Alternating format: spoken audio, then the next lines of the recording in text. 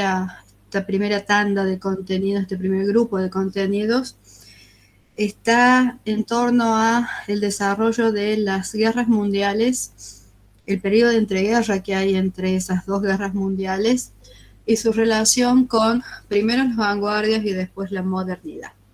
Siempre hay un periodo de transición entre cada uno de estos tres instancias históricas que vamos a revisar. Hay como cortas transiciones y esas transiciones, la primera es una de las que vamos a ver hoy. Para que nos ubiquemos en el tiempo, recuerden que nosotros en sí, los contenidos nuestros específicos que corresponden a este siglo XX, empezarían a partir de la Primera Guerra Mundial y terminarían con la Segunda Guerra Mundial, incluyendo este periodo de entreguerras que va del 19 al 38. Pero más o menos a partir de 1850, 60, ya empieza cierta reacción hacia ese proceso de diseño y esa vuelta al pasado, buscando esos valores que el hombre del siglo XIX creía haber perdido. Y hay cierta reacción también a todo el resultado que implica la industrialización con la revolución industrial, por supuesto. Un mirar hacia cómo el hombre genera sus diseños y los lleva a los materiales y finalmente llega hasta el producto, va a ser la primera reacción a esa industrialización. Acompañado también por, hacia el final del siglo XX, cierto cansancio por lo que produce la influencia del academicismo y del historicismo. Ahí es donde van a surgir, entonces, lo que se denominan vanguardias. Vanguardias del siglo XX específicamente, vanguardias también puede haber muchas. Vanguardia es un término militar que implica, la traducción al francés, ir adelante. En el caso de las vanguardias que nosotros vamos a ver, también implican romper con el pasado, oponerse a ese pasado, tratar de transgredirlo y de crear opciones nuevas. Muchas veces, incluso en el arte, que vamos a ver muy por encima, pero sí que pueden tener en cuenta si les interesa, hay una postura anti-arte. Uno de los periodos que vamos a estudiar un poco después, que es el movimiento moderno en sí, se lo califica de ahistórico, que no le interesa la historia. Sin embargo, ninguna de estas posturas puede eludir netamente la historia, dado que existe y que es parte del contexto en el cual viven. Y siempre hay ciertos elementos en ese espesor histórico que nosotros estamos buscando, que se van a ver reflejados en la producción artística y por ende también en la producción arquitectónica. Hoy nos vamos a concentrar entonces en esos procesos. Primero vamos a ver la introducción a este siglo XX, primera parte, hasta 1945, cuando concluye la Primera Guerra Mundial, 5 años antes de llegar a 1950, a la mitad del siglo. Y en los ejemplos arquitectónicos que vamos a empezar a desarrollar, nos vamos a concentrar en estas obras que van desde 1890 aproximadamente hasta 1914, al inicio de la Primera Guerra Mundial. ¿Cómo era el mundo al comenzar esa Primera Guerra Mundial o la Guerra del 14? También llamada inicialmente la Gran Guerra. Nunca había habido una guerra que tuviera la extensión, ni tampoco las consecuencias en pérdidas humanas y en pérdidas materiales que tuvo esta primera gran guerra. En el mapa lo que ustedes ven son grandes imperios. Imperios como el británico, el francés, el alemán, el americano, el portugués, el belga, el español, el italiano, el otomano, y también en ese amarillito los estados que ya son independientes, como es el caso de Latinoamérica. En el caso de Europa, entonces, cada uno de estos países, potencias, que son cabezas de estos imperios, tiene después en el resto del mundo algún tipo de colonia de la cual estos otros territorios de ultramar dependen. Y en eso se basa fundamentalmente sus sistemas económicos. Sin embargo, este tipo tanto de propuesta económica como social y como política lleva descontentos internos, primero económicos, después sociales, el reconocimiento de las nacionalidades, el reconocimiento de las identidades, las mismas horas de trabajo, por ejemplo, van a comenzar a plantear una serie de reivindicaciones, tanto laborales como sociales. Y esas son algunas de las causas que van a llevar entonces a la Primera Guerra Mundial. La causa en sí de la Primera Guerra Mundial es, si se quiere, un accidente dentro de todos estos. Es simplemente nada más y nada menos que un atentado que le quita la vida al heredero del Imperio Austrohúngaro acá, por parte de un terrorista serbio que era de este país del lado. El lugar es Sarajevo. Y a partir de ahí, por la forma en que estos países manejaban su diplomacia y también sus relaciones militares y políticas, se va a desencadenar una serie de acuerdos que habían establecidos entre ellos. En pantalla tienen un planito que les marca en azulito los que son parte de una alianza cordial, que en adelante van a ser llamados los aliados. Entre ellos está Francia, está el Reino Unido y está el Imperio Ruso. Y inicialmente también se va a acomodar después Italia. Mucho después, casi un año y pico después, entra en esta alianza aliada los Estados Unidos. Porque estamos viendo exclusivamente casi el territorio europeo donde se desarrolla esta primera gran guerra. Los que inician en sí la guerra es esta relación entre otra alianza que se establece entre el Imperio Alemán, el Imperio Austrohúngaro y el Imperio Italiano, que va a entrar después a jugar con los demás. Estos estados en sí, todos tenían alianzas firmadas entre ellos. Y cuando uno invadía al otro, ese sistema de alianzas comenzaba a funcionar. Así simplemente, si este estado invade a este, pues este responde invadiendo a este porque es aliado de este, y inmediatamente las guerras se empezaban a realizar, a desarrollar. Casi siempre el que más perdía en la guerra eran los países que estaban en posición central. Las dos grandes guerras van a afectar severamente tanto a Francia como al Imperio Alemán. Al final de esta Primera Guerra Mundial, y empecemos a ver un poco la política de la cual ya les he hablado, el mapa del territorio del mundo va a quedar como dividido entre los dos grandes polos opuestos, marcados ideológicamente, entre el capitalismo y el comunismo, que en parte ven reflejado en el mapa que ahora tienen en pantalla. Por un lado, entonces, están los Estados Unidos, con todos esos aliados que ustedes ven en celestito, cuando se comienza la Segunda Guerra Mundial y ya está avanzada. Y en rojo, los países que responden al socialismo, que durante las guerras van a ser aliados de los que están pintados en celeste, pero una vez que termine la guerra, se van a dividir en los que piensan ideológicamente de un modo y los que piensan de forma diferente, mientras que los que tienen en negro son los que constituyen las potencias del eje, los que comienzan la guerra y los que pretenden o tienen como cabeza estados de tipo totalitario, que insisten en recuperar territorios que en teoría e históricamente han sido de ellos, porque plantean la necesidad de tener el espacio suficiente como para desarrollar sus ideales políticos. Todo lo demás que ven en gris son estados neutrales. Esos estados neutrales van a abastecer a estos respectivos países con mayor o menor futuro dentro de los conflictos bélicos. Y en el caso de Latinoamérica, algunos van a declararle la guerra condición sine qua non para participar de los conflictos bélicos, que uno le declare la guerra al otro, si no, de hecho, no entra en el conflicto bélico.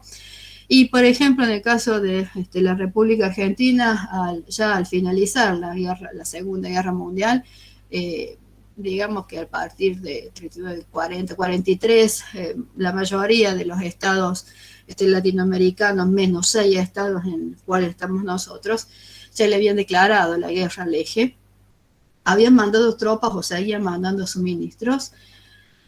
Alemania se rinde en mayo del 45, Japón en agosto del 45, y si no me acuerdo mal, la Argentina le declara la guerra a Alemania en abril del 45. 4 o 3 días después muere Hitler, o sea que la declaración de guerra fue meramente por razones protocolares. ¿Qué genera estos desarrollos de ambas guerras mundiales? Un fuerte avance científico vinculado a la carrera armamentista y que se va a centrar sobre todo en el manejo de lo que hoy conocemos como átomo, relacionado con la forma de producir energía, en este caso atómica. También hay desarrollos científicos vinculados con todo lo que tienen ahí, en particular con la mecánica cuántica, que es la que les permite después generar la mayor cantidad de armamentos. También hay avances en el ADN y también hay avances, y miren que todo es cada vez más chiquito, lo que están investigando, en cómo generar materiales artificiales, entre ellos el nylon. A partir de poder manejar este tipo de material plástico y poderle dar cualquier forma, también esto se aplica tanto a la producción industrial como al armamento en general. Y los otros son inventos o son aplicaciones de la ciencia, como la película sonora, la televisión, el cine, incluso el teléfono, que van a ir evolucionando sobre todo eso que el hombre tanto necesita, que son las comunicaciones. De por sí ya las comunicaciones que implican el manejo de tantos efectivos militares en un territorio fueron posibles gracias a ciertos avances de la radio, por ejemplo. ¿Cómo era el arte en este periodo de las guerras mundiales, incluida la entreguerra? La entreguerra me olvidé decirlo antes, es un corto periodo entre las dos grandes guerras, en donde en el caso de América después va a influir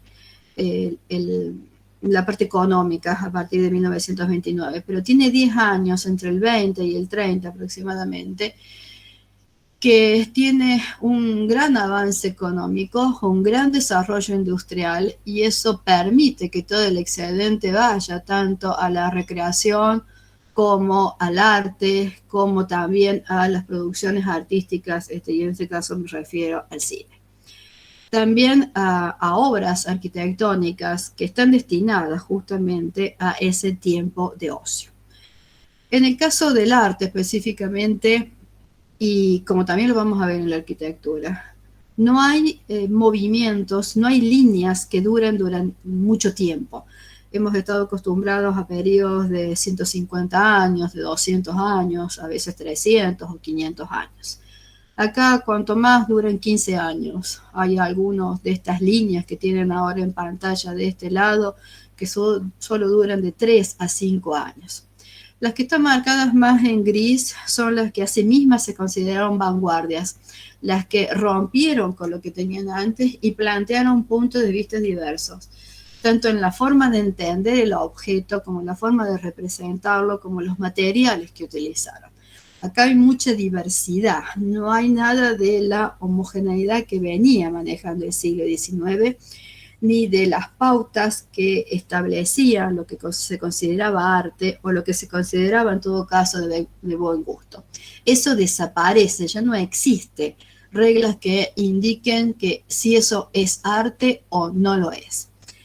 Los primeros que tienen marcados incluso en gris son líneas que se van a mover en torno a cómo se representa de acuerdo a lo que el hombre percibe, de acuerdo a lo que el ojo del hombre va uniendo o va disociando, de cómo el hombre recorre los objetos mientras los va viendo, o de cómo directamente no es necesario eso y se lleva y se llega a extremos absolutos de geometrización o directamente de huir de la realidad, que son, por ejemplo, los surrealistas.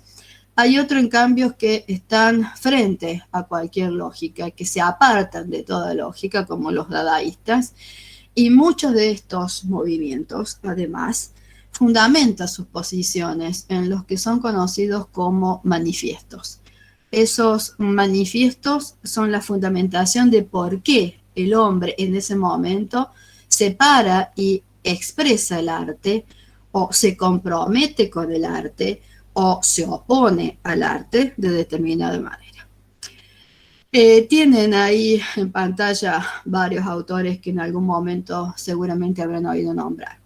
Me voy a quedar solamente con estos muralistas mexicanos, porque ese arte mural mexicano expresa justamente la lucha de clases sociales que va a marcar México durante toda la primera parte del siglo XX. Si bien los mismos expresionistas los van a hacer en el caso europeo, este muralismo mexicano lo va a expresar de una forma mucho más directa. Y lo que va a marcar en todo caso la vanguardia iberoamericana va a ser la literatura. Los primeros pasos también de algunas de estas influencias, en el caso de la literatura americana, va a empezar también a construir la identidad del arte americano. Ya en esta etapa, esta cuestión de la influencia que veíamos cuando comenzamos el periodo colonial, si bien va a seguir existiendo, va a tener también una contraparte específica en función de esta construcción de la identidad latinoamericana. El cine va a ser una de las expresiones artísticas más relevantes. El cine que va a ser utilizado también para campañas tanto políticas como bélicas.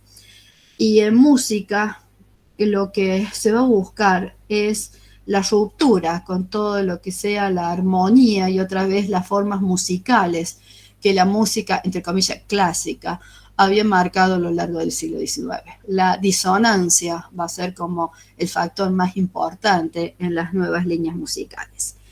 Y se van a propagar sobre todo formas musicales populares como, por ejemplo, el rock and roll.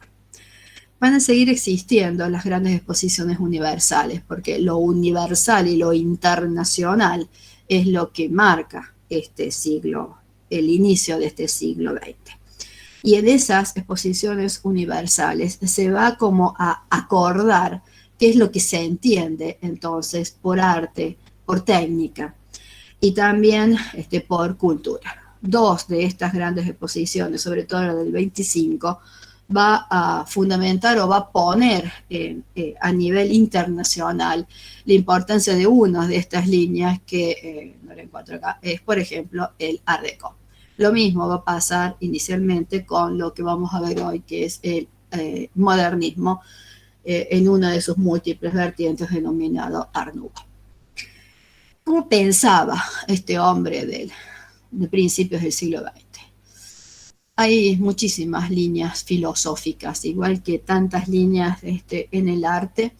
Hay dos grandes posiciones inicialmente, la lógica analítica y la filosofía continental. Una que se fija en cómo se estructura el pensamiento humano, la otra que mira un poco más hacia atrás y a partir de ella trata de formar algunas escuelas.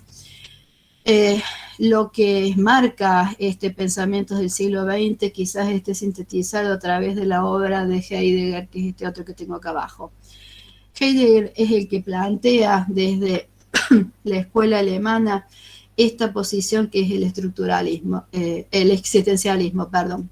De todas estas me voy a quedar con esa, porque es pensar en la existencia del hombre sobre este territorio donde quizás se centra toda la problemática del siglo XX. Heidegger afirmaba que el hombre es un decir, un ser inconcluso, un proyecto incompleto que debe asumir la muerte como fin. Por eso entiende que el hombre está arrojado sobre el mundo, que es su espacio y en donde va a realizar su vida, y que puede ser considerado nada más que como un objeto, un instrumento para realizarse. En la medida que ese ser se pueda servir del mundo, puede establecer cierta relación y puede avanzar. Sin embargo, este ser arrojado en el mundo es solamente un proyecto. Y de la misma forma, la ciudad y la arquitectura están lanzadas sobre ese mundo y siguen siendo solamente un proyecto, sin ningún tipo de futuro cierto.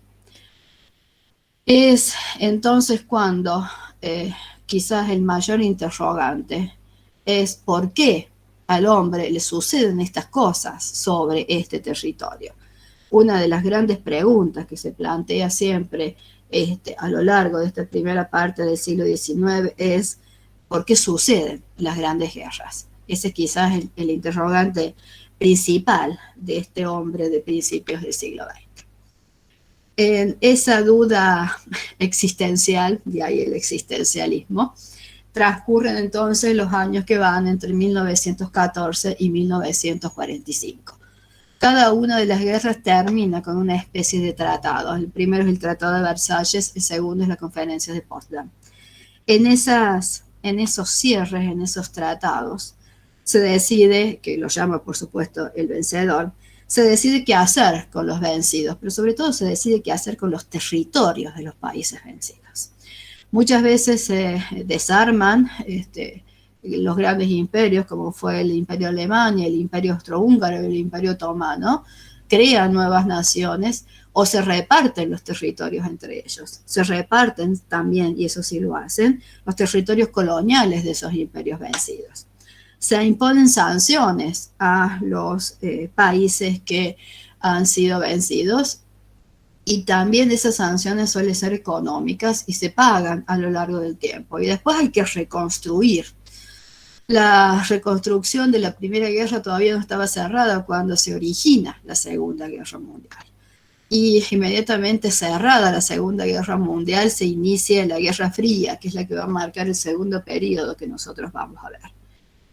Este territorio entonces europeo, que es el primero que vamos a mirar un poco, va a transcurrir todo el desarrollo casi del siglo XX de guerra en guerra y de recuperación de guerra, siguiendo y entrando inmediatamente a otra guerra. ¿Cuáles son los procesos históricos que comparten estos países? Los países europeos, menos Rusia y menos Rusia únicamente, están todos relacionados entre ellos a partir de alianzas que, como ya dijimos para el caso del siglo XVIII y XIX, se manejan a través de las casas reales que encabezaban cada una de estas potencias imperialistas. Eso además se refuerza con alianzas estratégicas de tipo militar que ya van a firmar las cabezas de los respectivos Estado-nación que se han constituido. Un incidente, el que les marcaba en Sarajevo, va a iniciar entonces la Primera Guerra Mundial. Se van a dividir en estos dos ejes que ya hemos planteado y los que ahora aparecen en pantalla son los de este primer eje de aliados que va a subsistir a lo largo de las dos guerras mundiales. Una vez que la Primera Guerra Mundial comienza, algunos en territorios que ya son república, como el caso de Francia, otros territorios que, como en el caso de Rusia, acaban de atravesar una revolución rusa, una revolución social, a la que le sigue una guerra civil. El desarrollo de esa guerra civil prácticamente coincide con el desarrollo de la guerra mundial. O sea que son países que están en guerras sociales y participan de las dos grandes guerras. Van a moverse dentro del territorio europeo bélicamente hablando, y van a ir ocupando o van a ir perdiendo, también en función de la carrera armamentista, quién tiene mejor fuerza aérea, se crean las fuerzas aéreas, quién tiene mejor ejército en tierra, manejando también algunas ocupaciones en los países vecinos. Cuando uno ataca a un país y no mira al otro país que está del otro lado, el otro que no es aliado viene y le ocupa el país que tiene contiguo. Entonces siempre hay una indefinición de con quién está cada uno de estos países y hacia dónde va a manejar su esfuerzo bélico.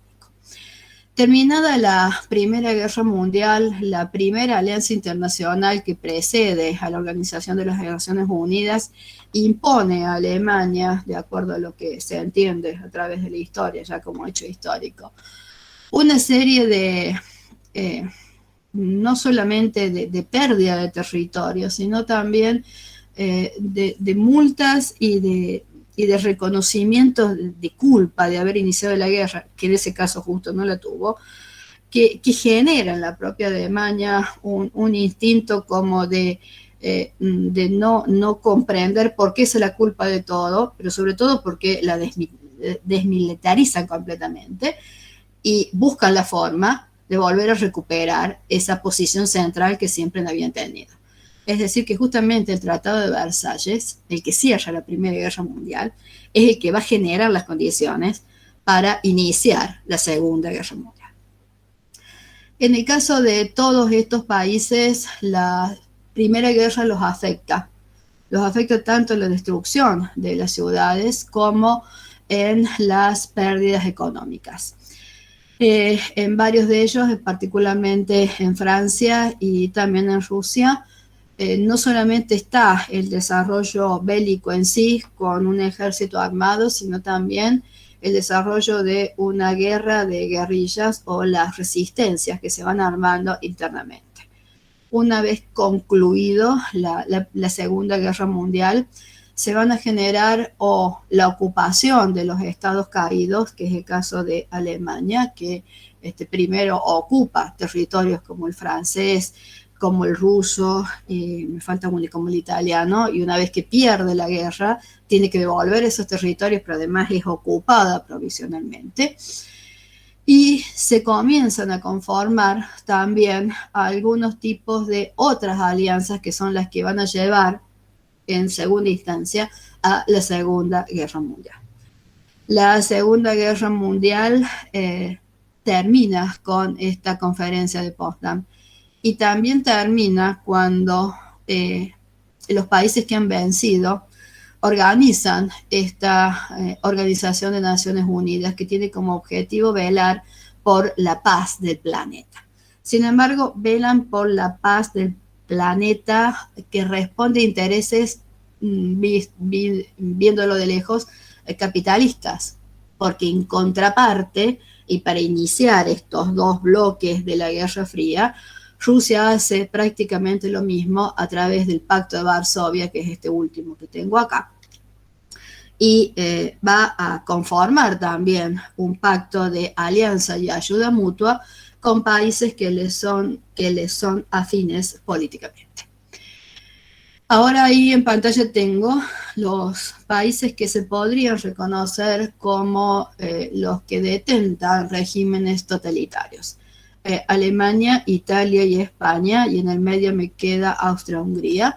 Austria-Hungría que desaparece una vez finalizada la Primera Guerra Mundial y da paso a nuevos estados como Austria solamente y todos los países que hoy en día están en torno a ella. En el caso de Alemania, comienza antes de la Primera Guerra Mundial como esta potencia imperialista, pierde la Primera Guerra Mundial y pierde también la condición de imperio. Ese tratado de Versalles le impone una limitación militar, le impone pagar reparaciones de guerra, le impone la pérdida de territorio, crea una república que no llega en realidad a constituirse como tal. La Gran Depresión del 29, que hace caer todo el sistema económico norteamericano, implica además una caída del salario en Alemania. y eso aumenta de tal forma el descontento interno alemán que le es muy fácil a posiciones de ultraderecha alcanzar el poder. Y así Adolfo Hitler llega a la cabeza del poder alemán en 1931 y después prácticamente tiene todo el poder en sus manos. A partir de 1934 vuelve a rearmar Alemania, firma un tratado de agresión con Rusia, de no agresión con Rusia, lo viola inmediatamente, avanza sobre Polonia y ahí se inicia la Segunda Guerra Mundial. Por lo mismo, al avanzar sobre Polonia, Polonia tenía el mismo pacto con Rusia, Rusia avanza sobre Alemania y después todos los países en cascadas empiezan a declararse la guerra entre ellos, formando de nuevo los dos ejes. La conferencia de Potsdam vuelve a hacer lo mismo, exige el desarme de Alemania, exige la desmilitarización de Alemania, pero a partir de ahí la dividen además en dos y son ocupadas durante largo tiempo por las potencias aliadas que han ganado la guerra.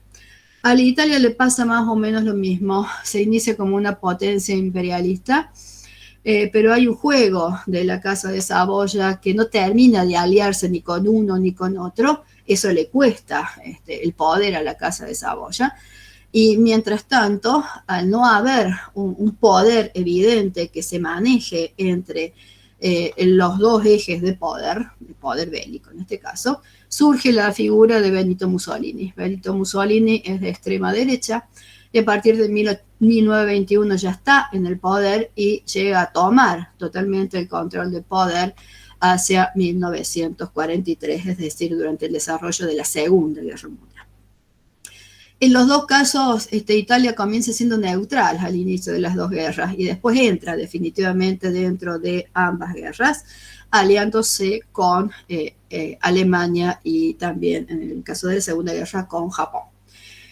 Cuando termina la Segunda Guerra Mundial, Italia pierde la mayoría de sus territorios coloniales, pero pasa a consolidarse, y en este caso es un avance, como la República de Italia. Y el caso de España es particular porque España es neutral durante las dos guerras mundiales. Pero en el periodo de entreguerra se da en su territorio una guerra civil muy importante. Y esa guerra civil es casi como los preparativos armamentistas para el desarrollo de la Segunda Guerra Mundial. Porque a los que se enfrenta Franco, mejor dicho, los que enfrentan a Franco, los republicanos que enfrentan a Franco durante esta guerra civil española, son apoyados por los aliados, mientras que Franco en sí es apoyado por Alemania y por Italia.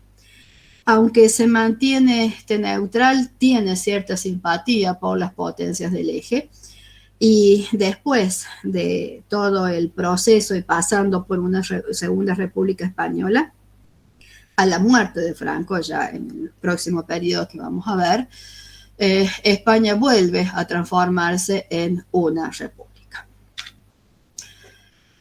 Tienen en común estos desarrollos bélicos que acabamos de ver, la aparición y el mantenimiento en el tiempo de estos gobiernos totalitarios. Gobiernos totalitarios que tienen esa característica. En primera instancia son totalitarios, son antidemocráticos, y lo antidemocrático no es por no reconocer el tipo de forma de gobierno de república, por ejemplo, sino en el manejo en sí de la república.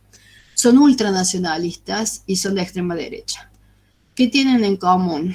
Líderes que son carismáticos, que se consideran como únicos, como salvadores, que son la guía de todos los procesos revolucionarios y que cuentan con la admiración del pueblo, que van a proponer cambios radicales políticos en contra de la política tradicional que parece no hacer nada, que generan discursos que tienen detrás una propaganda, que son los que les aseguran la permanencia del tiempo, que reivindican un pasado, y ahí hablamos de ese espesor histórico. Y ese pasado en particular, en el caso de Italia, en el caso de Alemania, es un pasado imperial, el Sacro Imperio Romano Germánico, el Imperio Romano para los italianos. Tienen siempre una promesa de un futuro mejor, lo que no es nada nuevo, pero en cambio centra todas sus inquietudes de formación en las juventudes, y así parecen las juventudes hitleristas, por ejemplo, y otras más. Y sobre todo concentran el poder en pocas personas. Esas pocas personas detentan esa autoridad y la van a defender o la van a asegurar, si es necesario, por la violencia para obtener sus objetivos, lo que va a llevar a el terror, la persecución, la eliminación y hasta el extremismo, el exterminio, perdón, si es necesario. Así podemos reconocer en el caso de Europa tres líneas más destacadas, que son el nazismo alemán, el fascismo italiano y el franquismo español. Como ven, todas se centran casi al medio del periodo que estamos estudiando. Tienen sobre todo dos de ellas, los alemanes y los italianos, propuestas que tienen que ver con esta cuestión totalitaria, para ciudades y también para la arquitectura.